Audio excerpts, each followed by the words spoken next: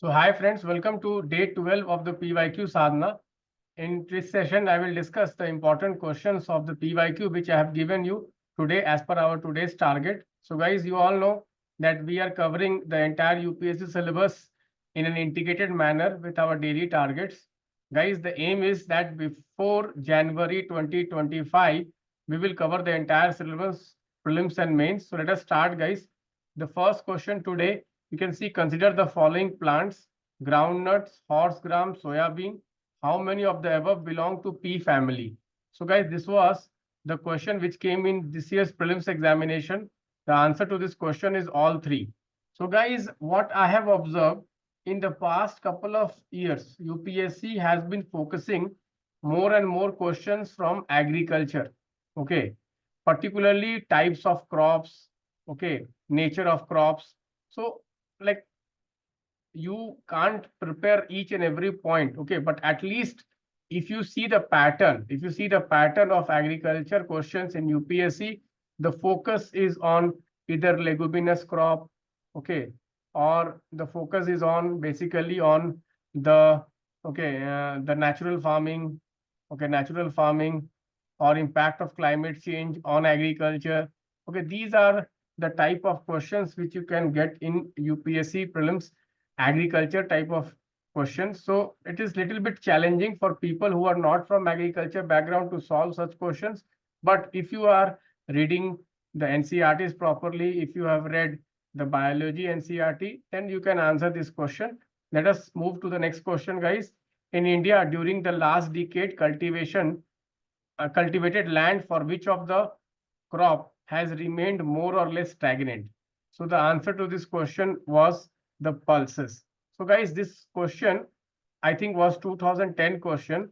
So with like because that okay, this question is talking about what in the last in the last decade. So this will keep on changing. Okay, this may change. Okay, so in 2010, okay, as per the 2010, the answer was pulses. But overall, you all know that basically, if you see the land under pulses, the cultivated land under pulses, okay, in recent years, 2016 onwards, it has little bit increased because of government support. Government is focusing more and more on pulses and oilseeds. You all know that India imports pulses and oilseeds, and government is basically focusing on self-sufficiency. If you see in this budget also, there is a mission on pulses and oilseeds. Okay, so such kind of questions, okay, may the answer may change because the year in which this question was asked was in 2010, but now the situation may change. So you have to be very careful, but at the same time, okay, you have to understand the essence of the question. What is the essence of the question? The essence of the question is on the shortage of pulses in India in terms of demand and supply. We import pulses, we import oilseeds because after the Green Revolution, the cultivation of pulses and cultivation of oilseeds have not increased vis-a-vis cultivation of rice and wheat. We have seen more and more land coming under rice and wheat, but area under pulses and oilseeds have remained stagnant. Okay, so this is the overall essence of the question. Okay, next question, guys, you see again pulse production question has come. With reference to pulse production question, consider the following statements. First statement, black gram can be cultivated both Kharif and Rabi. This is a correct, guys. Generally, whenever can will be there, generally, I'm not saying everywhere, but generally can denotes possibility. Generally, those statements are correct. Green gram alone accounts nearly half of the pulse production. This is incorrect, guys. Okay, generally you will see such kind of extreme statements. Extreme statements in UPSC are generally incorrect. Next statement, guys, in the last 3 decades, while the production of Kharif pulses has increased, the production of Rabi pulses has decreased. Guys, this is also, I think, an incorrect statement. This is difficult for you to answer. This is difficult for you to answer because it's a little bit more factual. But here also, guys, if you see, generally, whenever there is a comparative statement, when there is a comparative statement, those statements are incorrect. So the answer is only one. You can apply elimination techniques here. Let us move on, guys. Okay, let us move on, guys. Okay, next question. With reference to cultivation of Kharif crops in India in the last 5 years, consider the following. area under rice cultivation is the highest. This is correct. Area under cultivation of jowar is more than the oil seeds. Okay, this is incorrect, guys. Jowar is one type of millets. Jowar is one type of millets. How can one type of millet area will be more than the entire oil seed? This is obviously incorrect. Area under cotton cultivation is more than sugarcane. I think this is correct. Area under sugarcane has steadily decreased. Okay, this is incorrect. Such kind of trend-based statement are always incorrect. Okay, guys, so you can see answer will be 1 and 3. We have the option A as the correct. Okay, next question you can see among the following, which one is the least water efficient crops? So the answer to this question will be what? Sugarcane. Guys, sugarcane is the least efficient crops among them. Guys, you all know now the focus is on the millets. Why the focus is on millets? Because millets are most water efficient crops. Okay, and sugarcane on the other hand are the least water efficient crops. Sugarcane, paddy, these are least water efficient crops. Here I would like to just tell you, okay, you can check this statement. You can just cross check this statement. I think the statement is incorrect, but you can cross check. Such kind of statements, okay, are very factual ones, difficult to solve inside the exam hall, because such kind of facts is difficult for anyone to okay, remember. Okay, even if you have read it, it is very difficult to recall inside the exam hall. Guys, we can observe here that the type of questions which are coming from the agriculture section in the UPSC prelims, okay, what they are doing, they are basically asking questions, okay, area under cultivation, okay, for various crops. So from where will you get this data? You will get from economic survey. Guys, the idea of solving these PYQs, the idea of solving these PYQs is not just to memorize the answers of these questions. Guys, today only I was speaking to one gentleman. He called me, sir, I need guidance for the prelims examination. I have been preparing for last 3-4 years, but I am unable to crack the prelims examination. He said, I am studying 10 to 15 hours in a day. I am solving all the PYQs. I have memorized last 30 years PYQs. Still, I am failing to crack the prelims examination. Guys, the problem is just by memorizing the PYQ answers, you are not going to clear. What you have to understand is UPSC is not going to repeat the PYQs. By solving the PYQs, what do you learn? You learn the trend of the exam. What is the trend of the exam? What is the demand of the exam? You understand that. And then you start preparing in that direction. Guys, are you understanding this? Guys, can you raise hand, anybody? Did you understand what I'm trying to tell? Today, one student said what? Today, one student said, sir, I have memorized all the questions of last 15 years, last 20 years prelims. Then also I'm failing to crack prelims. Are you getting? Anyone wants to say something here? Anyone also facing the same problem? Guys, memorizing the PYQs are not going to give you marks. Let me tell you, memorizing the PYQs, just solving the PYQs, do you think you will clear prelims? Anyone want to say something? Can you raise your hand? Anyone wants to say something? Can memorizing the PYQs will help you? Okay, Samya Jha, we have Tejashwani. Anyone wants to say something? No, guys, just solving the PYQs. You think that you will clear UPSC prelims examination? This is not going to happen.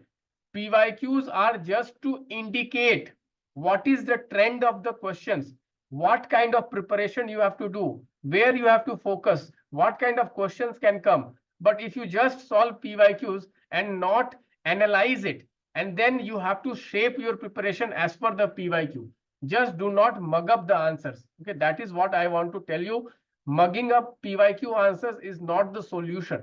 Okay, what you have to do, you have to understand what is the theme of the questions of the UPSC. Why UPSC is asking these kinds of questions? What is the focus of the UPSC question? Let us see here. You see question number 3 and question number 4.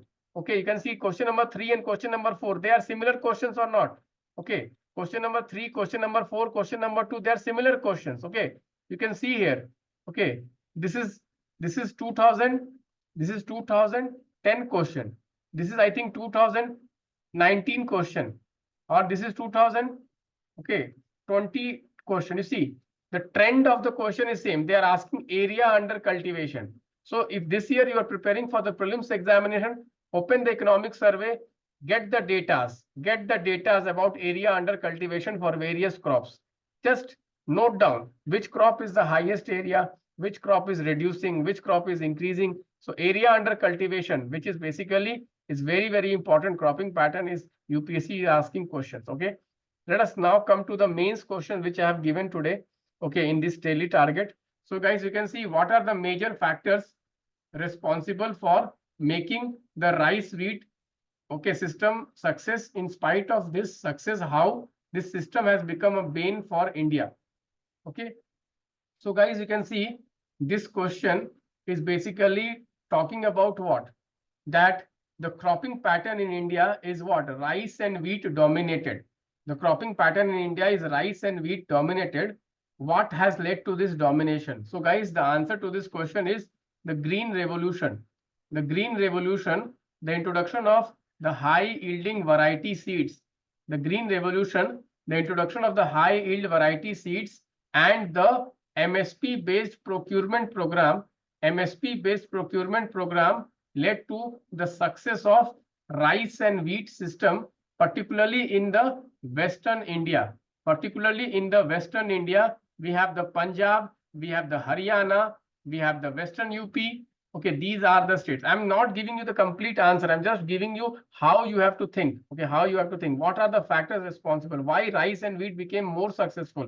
The reason was introduction of Green Revolution, introduction of high yield variety seeds, MSP based procurement of rice and wheat, and also guys, okay, there was assured irrigation given here. So these crops became very popular, and guys, these were more profitable crops than compared to others cereals, for example millets, for example pulses, and that is why these crops they overtook those crops, and that is why the area under such rice and wheat cultivation started increasing. Okay, next it says in spite of the success, why this is a bane? Why this is a bane, guys? It is bane because why? Because it has led to environmental degradation. It has led to environmental degradation. Why it has led to environmental degradation, guys? These are water intensive crops. Rice is a water intensive crop. Okay, they are what? Resource intensive crop. Resource intensive crop. Okay, so all this you can write answers. Okay guys, you can try to write an answer. Okay, I'm not giving you the complete, again I'm saying this is not the complete model answer. I'm just giving you hints. I'm just giving you hints. I'm not giving you the complete answer. This is just a discussion, brief discussion. Next question, you see, these are all PYQs, guys. How do subsidies affect cropping pattern, crop diversity, and economy of farmers? So guys, here you have to link subsidies with cropping pattern. I just give you one example how the rice and wheat cropping pattern became very popular. This was because of the subsidies, the fertilizer subsidy, the water subsidy given. The rice, which is water, which requires a lot of water, so it should not be cultivated in semi-arid environment of Punjab and Haryana, but still it is cultivated there. Why? Because of the subsidies. Because of the subsidies. Because of the subsidies, the groundwater is used for irrigating paddy in these areas. Okay. Next question, guys, you can see how has the emphasis on certain crops brought about changes in cropping pattern in recent years. So guys, here you have to talk about overall how the change has happened since independence till recent year. Okay, till recent year. So in recent years, you can see before Green Revolution, you can write like this: before Green Revolution, then Green Revolution till 2015-16. After 15-16, the focus is now again coming back to pulses and oil seeds, but still it has not been completely successful. Okay, still it has not been completely successful. So still rice and wheat is dominating the cropping pattern. But yes, in recent years, the focus is more on the pulses. The focus is more on the oil seeds. If you read today's budget, if you read it again, you see in budget, they have specifically said, Madam Finance Minister has said that we are going to launch a mission for oil seeds and pulses. Okay. Coming to ethics question, guys, integrity. Okay. One of the tests of integrity is refusal to compromise. Guys, that is what is integrity. Integrity is when your values, do not get when you do not compromise with your values under any circumstances. Under any circumstances, you do not compromise. See, today you can see, it is 11:30 in the night, but still I am here, I am discussing these PYQs. What? Once we commit, then we have to deliver. You are also attending the lecture at 11:30 in the night. This is what? Integrity. Integrity means what? Integrity is whatever your principles, whatever your value systems, you have to stick to your value systems. You have to deliver your value systems. That is what is called integrity. You do not compromise under any circumstances. That is what is called integrity. Next question. Integrity without knowledge is weak, useless, but knowledge without integrity is dangerous. Guys, this is basically about what? Values and okay, ethics plus knowledge. Guys, if this is knowledge and if this is ethics, okay, or integrity, okay. So if you are here, you have good knowledge and you have good ethics, good integrity. So you will use the knowledge for the benefit of the society. But here you have no knowledge, but you have integrity. Okay, you are not that useful. Why? Because you don't have knowledge. Without knowledge, how can you be useful for the society? You can't be knowledge. Okay, you can't be much useful. But you can see here what you have no knowledge and you have no integrity. Okay, but here you see you have knowledge, but you have negative integrity. So this you can be threat for the society. You will use your knowledge for the harming of society. Is this clear, guys? Okay, so today's discussion, guys, anybody has any doubts?